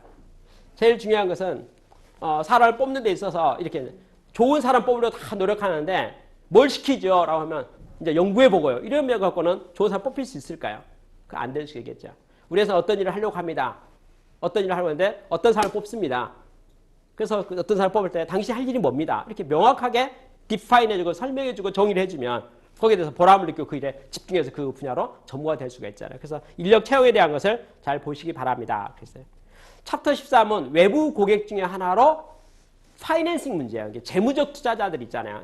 벤처 캐피탈이나 엔젤 투자자들에게 우리 회사를 어떻게 소개할 것인가. 근데 사업계획서 써야 되겠죠. 사업계획 쓰는데 뭘 해야 되겠습니까? 아까 말한 우리 회사는 포지션이 뭡니다. 세그멘테이션이 뭡니다. 그렇죠? 그래서 우리는 이런 사업을 하고자 합니다. 라고 하고 그렇게 했을 때 예상되는 매출액과 손익계산서가 해서 캐시플로우가 어떻게 되는지에 대한 것을 보여주면 되겠죠. 그래서 아까 말했던 마케팅에 있는 모든 전략에 대한 것이 사업계획서에 반영되도록 하고 근데 맨 마지막에다가 이제 아까 손익에 대한 사항을 덧붙여서 PR을 잘 해야 되지 않을 것인가. 그러니까 고객에게 PR하는 거, 내부 고객에게 PR하는 거, 직원에게 PR하는 거, 또 하나가 있는데 재무적 투자자에게 하는 거, IR 작업하는 거, 회사 프로모션하고 회사 소개하는 거, 그에 대한 것도 마케팅 입장에 봐서는 벗어나지 않는다는 거죠. 거기다가 아까 마케팅했던 모든 그 전략에 대한 걸 다 집어넣고 맨 밑에 그렇게 하면 예상 매출이 얼마 될 것 같고 예상 손익이 어떻게 될 것 같으니 우리 회사 이렇게 매력 있는 사업입니다라고 마치 고기에 설명하듯이 재무제표에다가도 알려달라는 거죠. 맨 마지막 챕터 14에 나와 있는 것이 이제 브랜드 관리하세요. 브랜드 만들기. 브랜드 만들기는 브랜드에 대한 책들이 우리 주변에 참 많아요. 이 책에서도 브랜드 관리에 이제 10가지 팁 그래가지고 브랜드 관리하려면 해갖고 1번 아이덴티티가 있어야 된다. 그 다음에 우리 회사의 밸류가 뭔지 정의를 명확해야 된다. 그리고 포지션을 명확하게 정의해줘야 된다. 그리고 실질적으로 어떻게 일하고 있는지에 대한 것을 잘 실행 결과나 하고 있는 것을 잘 보여줘야 된다. 그 다음에 뭐 다 공짜예요. 브랜드는 일관성이 있어야 된다. 일관성이 있어야 된다. 그리고 그것을 체계적으로 관리해야 된다. 시스템적으로 관리해야 된다. 그리고 그것을 확대를 하는 데 있어서 적용하는 데 있어서 원칙을 벗어나면 안 된다. 원칙을 벗어나면 안 된다. 그리고 규정들이나 그 나름대로의 그 이미지 또 품위에 대한 것을 잘 준수할 수 있도록 룰들을 잘 정립해야 된다. 그리고 브랜드에 책임을 져야 된다. 브랜드 책임을 져야 된다. 그리고 브랜드에 돈 써야 된다.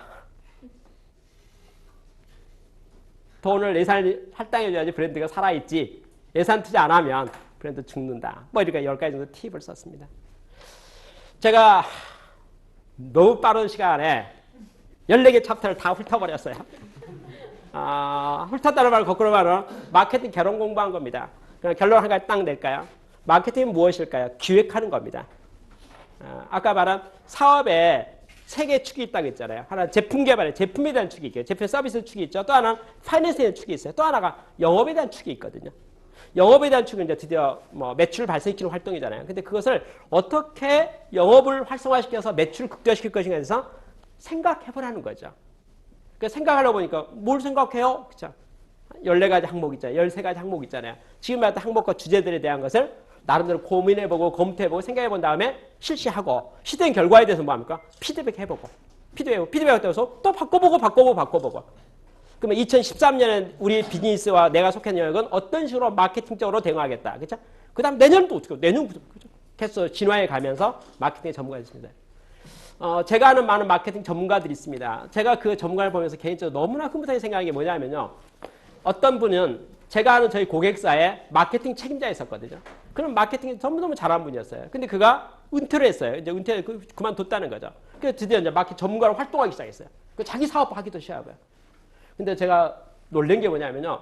그를 제가 만났을 때 물어봤어요. 어떻게 해요? 라고 물었더니 자기가 옛날 근무했던 마케팅의 모든 이런 개념을 기본 중에 기본, 기초 중에 기초고 자 초등학교 수준으로 생각하고 지금 자기가 고등학교, 대학 수준으로 마케팅을 하고 있다고 저한테 자랑하는 거예요.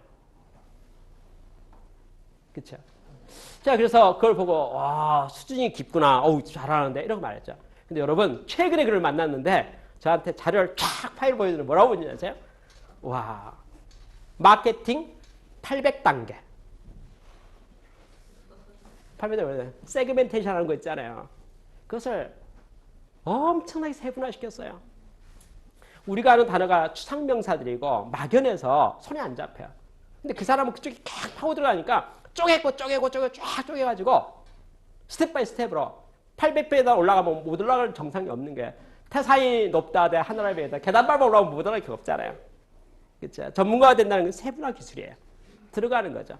저는 여러분에게 오늘 마케팅이라는 단어를 10 몇 가지 정도로 쪼개봤을 뿐이에요. 그러니까 마케팅을 쪼개면 이런 것들이 있습니다. 그 쪼갠 거잖아요. 여러분 들어가면 그 하나하나 단계는 또 쪼개질 수 있겠죠. 또 들어가서 또 들어가서. 그래서 그러면서 깊어져 가는 거거든요. 일단 저는 오늘 마케팅에 입문시켰으니까 이제부터 여러분이 깊이 있게 도전할 것을 말씀드리면서 저희 강의를 마치도록 하겠습니다. 감사합니다.